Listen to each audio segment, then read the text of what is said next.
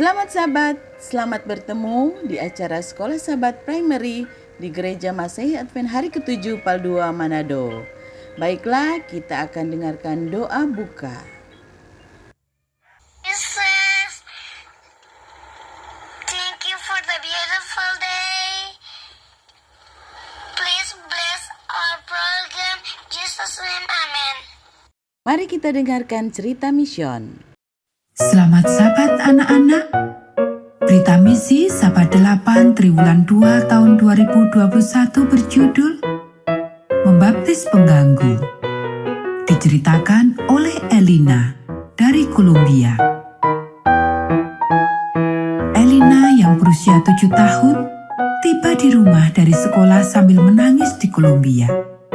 Sambil mengulurkan tangannya, dia menunjukkan kepada ibu bahwa telapak tangannya menjadi hitam dan bintik-bintik merah. Di sekolah, seorang anak laki-laki berumur 9 tahun telah mengambil pensil tajam dan menusuk tangannya. Guru menolak untuk campur tangan, menyuruh Elina untuk melawan.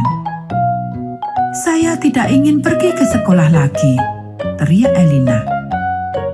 Ibu dan ayah meminta guru untuk menghentikan anak laki-laki itu menindas Elina, atau mereka akan melapor ke polisi. Anak laki-laki itu tidak mengganggunya lagi. Namun di lain hari, dua gadis yang merupakan teman bocah berusia 9 tahun itu menendang perut Elina. Ayah dan ibu berbicara dengan guru lagi. "Elina harus belajar bagaimana melindungi dirinya sendiri," kata guru. Sekarang Elina benar-benar tidak ingin pergi ke sekolah. Suatu hari, guru menyuruh masing-masing anak membawa mainan untuk kegiatan sekolah. Elina membawa boneka bayinya. Dua gadis lainnya yang juga merupakan teman dari anak laki-laki berusia 9 tahun ini merebut boneka itu dan memukul kepalanya dengan keras. Ibu memutuskan untuk mengirim Elina ke sekolah lain. Gadis itu bersekolah di sekolah umum di kota Janeiro. Sayangnya, intimidasi dimulai lagi. Sekelompok anak laki-laki berusia 10 tahun melihat bahwa Elina pintar dan mulai mengolok-olok. Kepala sekolah mendengar dan memarahi mereka. "Kenapa kamu menertawakan Elina?" Dia bertanya pada anak laki-laki itu. "Dia tidak melakukan kesalahan apapun." "Dia tahu segalanya," kata salah satu anak laki-laki, seolah itu hal yang buruk. Elina berhenti bermain dengan anak-anak lainnya. Dia lebih suka menyendiri. Tetapi dia punya satu teman, seorang gadis bernama Saila. "Ibu punya ide. Mari kita bentuk kelompok kecil untuk anak-anak," katanya pada Elina. "Anak-anak dapat datang ke rumah kita dan mendengarkan kamu menceritakan kisah-kisah Alkitab." Elina menyukai cerita-cerita Alkitab, dan dia mengundang satu temannya, Saila, untuk datang pada Jumat pukul 5 sore. Tanpa memberitahu Elina, Saila mengundang anak laki-laki jahat itu untuk datang ke pertemuan itu juga. Pada hari Jumat pertama, 12 anak datang untuk mendengarkan Elina menceritakan kisah Daud dan Goliat. Setelah itu, ibu memberi makan anak-anak pai empanada dan sari kurma merah. Semua anak menikmati pertemuan itu dan ingin datang lagi.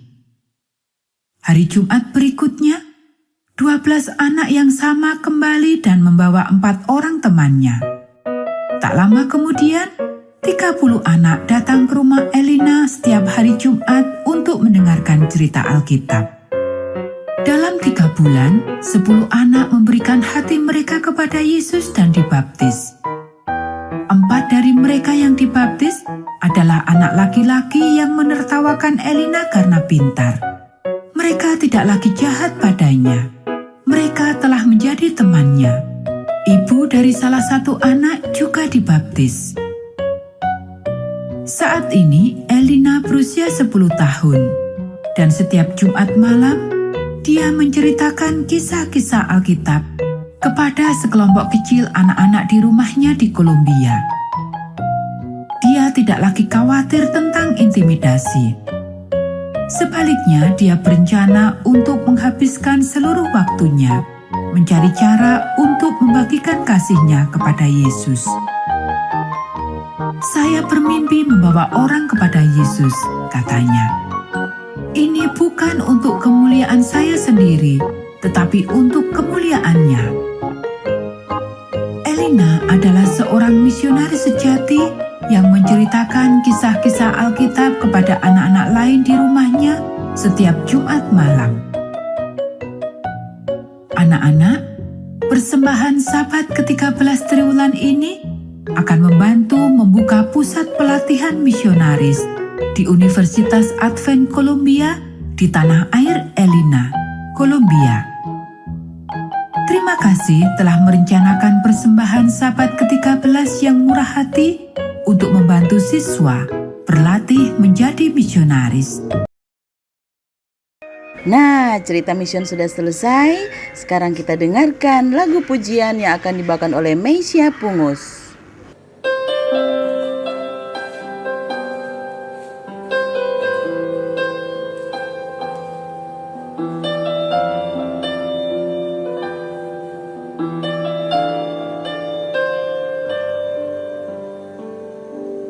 Tuhan tak pernah janji, langit selalu biru.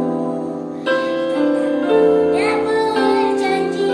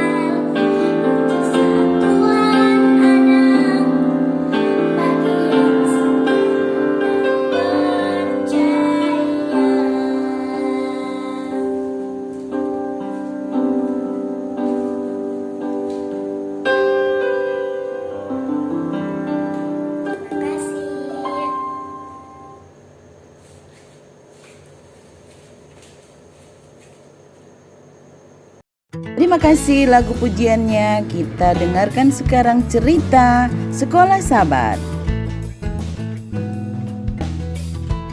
Hai semuanya, apa kabar hari ini? Judul Sekolah Sabat kita pagi ini adalah Air dari Gunung Batu. Ayat hafalan kita terdapat dalam Yesaya 26 ayat 4. Percayalah kepada Tuhan selama-lamanya sebab Tuhan Allah adalah gunung batu yang kekal. Pekabaran kita adalah kita sedang menyembah Allah ketika kita percaya kepadanya. Apakah Anda pernah kehabisan air? Bayangkan betapa hausnya kamu. Kamu mungkin akan marah dan rewel. Bertahun-tahun yang lampau, Allah berkata kepada Musa untuk menuntun bangsa Israel keluar dari tanah Mesir. Musa melakukannya, tetapi mereka juga memiliki masalah dengan air. Beginilah yang terjadi. Orang Israel kekurangan air lagi. Lalu mereka kembali mengeluh kepada Musa. Mengapa engkau membawa kami keluar dari tanah Mesir untuk mati di padang gurun ini? Mereka menggerutu. Tidak ada lagi yang baik untuk dimakan di sini. Dan tidak ada air untuk diminum. Mereka keluhkan ini bukan hanya 1 atau 2 kali saja. Terus-menerus mereka mengeluh dan protes. Suara mereka terdengar semakin keras dan semakin keras. Sudah berapa kali Musa mendengar hal itu? Kenyataannya orang-orang itu sudah mengeluh karena tidak punya air 40 tahun sebelumnya.